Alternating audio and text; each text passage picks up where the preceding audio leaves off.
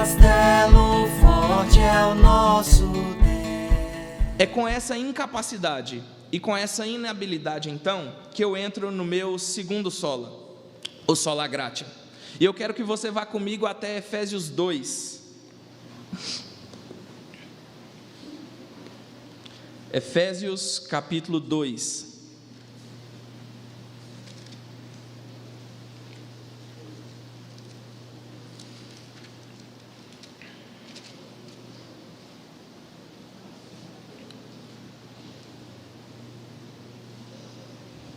Efésios 2 diz assim, o verso 1: Ele vos deu vida, estando vós mortos nos vossos delitos e pecados.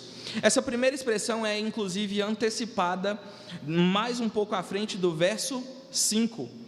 Então o versículo 1 diz, no texto original, digamos assim, no texto grego: vocês estavam mortos em delitos e pecados. Verso 4: Mas Deus, sendo rico em misericórdia, por causa do grande amor com que nos amou, Ele então nos deu vida. Nós estávamos mortos e Ele então nos deu vida. É comum e é possível, provável, que se eu dissesse aqui hoje, alguém quer um milagre, é capaz que muita gente falasse, eu quero, eu estou precisando. Apesar de nós afirmarmos que esse tipo de teologia, baseada mais no que Deus faz miraculosamente nos nossos dias, a preocupação com essas coisas, apesar de afirmarmos que aqueles que se preocupam de andar de milagre em milagre vivem uma vida cristã desonesta ou até mesmo um falso cristianismo, apesar disso, essa ideia é bastante assim palatável para nós, é bastante assim, nos atrai, digamos assim. Se eu dissesse que alguém quer milagre, com certeza você falaria assim, eu estou precisando de algum, seja financeiro, seja físico. O problema, queridos, não é isso. O problema é que o maior de todos os milagres já foi operado na sua vida, quando você estava morto em delitos e pecados, e Deus então lhe deu vida.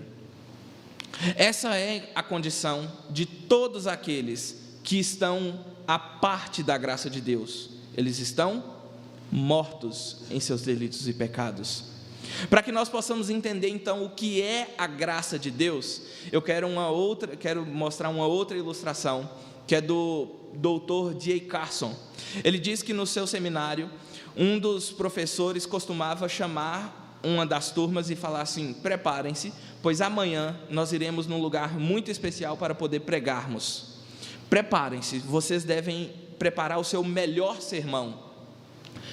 E eles então chegavam, seminarista, né?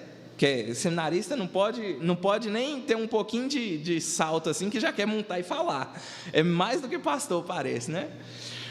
Eles então prepararam o melhor sermão e o professor então se dirigiu com eles pelo meio da cidade. Ao chegarem próximo ao cemitério, o pastor virou para eles e disse assim, vocês estão preparados? E ninguém entendeu nada, porque o cemitério não era próximo do centro, não haviam pessoas ali. Eles entraram no cemitério e diz D.A. Carson que o pastor virou para eles e disse, preguem a palavra. Podem pregar. E eles ficaram assustados com aquilo, e então o professor terminou a aula dizendo, abram em Efésios 2, e vejam que é isso que nós fazemos, todas as vezes que nós pregamos para alguém sem Cristo, todas as vezes que nós queremos falar da graça de Deus, nós falamos para pessoas mortas. E é por isso que a salvação é por graça, porque o morto não vê, o morto não ouve, o morto não sente, o morto é incapaz de qualquer coisa. O próprio apóstolo Paulo diz que o homem tem uma incapacidade, não é apenas que o homem não deseja ir até Deus, é que o homem é incapaz de se achegar até Deus, a menos que aquele que é o detentor de toda a graça o alcance. E então circuncide o seu coração, circuncide os seus ouvidos, circuncide os seus olhos, para que ele possa viver o verdadeiro evangelho, perceber que a graça o alcançou. Mas, Talmai, por que precisa ser assim? A primeira dica eu já dei, porque nós, em nossos delitos e pecados, nós éramos inábeis e incapazes. Nós não tínhamos vontade de ir até Deus e nós não éramos capazes de ir até Ele. Esse é o primeiro motivo. Mas o apóstolo Paulo, em Efésios 2, nos dá um segundo motivo pelo qual a salvação precisa ser pela graça. Volte os seus olhos para o verso 7. Talmai, por que precisa ser pela graça? Para que Deus, então, em Cristo, pudesse mostrar nos séculos vindouros a suprema riqueza da sua graça em bondade para conosco. Para que Deus pudesse mostrar a suprema riqueza da sua graça. Qual é o fundamento, então? Nós sabemos que todos aqueles casais de namorados, quando se apaixonam, há algo no outro que te atrai.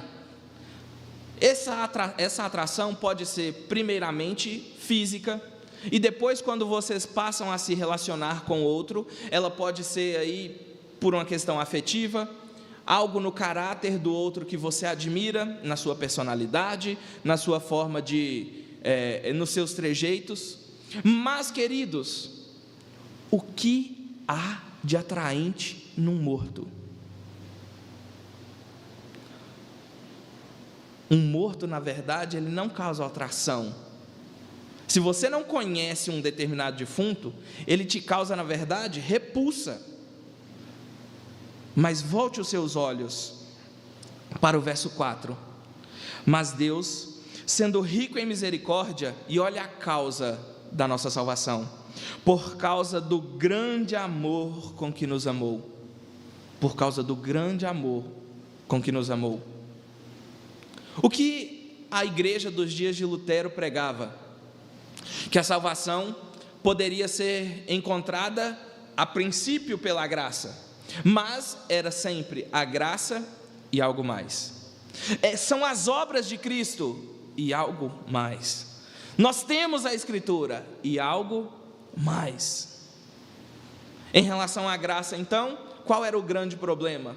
É porque, apesar de a caminhada de salvação ser aceita por muitos teólogos romanos, que iniciada era pela graça, a sua continuidade, a sua manutenção se dava pelos méritos próprios, pelos méritos dos santos e por pagamento, por indulgências. Foi então que Lutero, em uma de suas 95 teses, na tese 62, Lutero causa a maior das confusões. Porque o sola escritura não foi algo que Lutero trouxe a priori, logo no começo.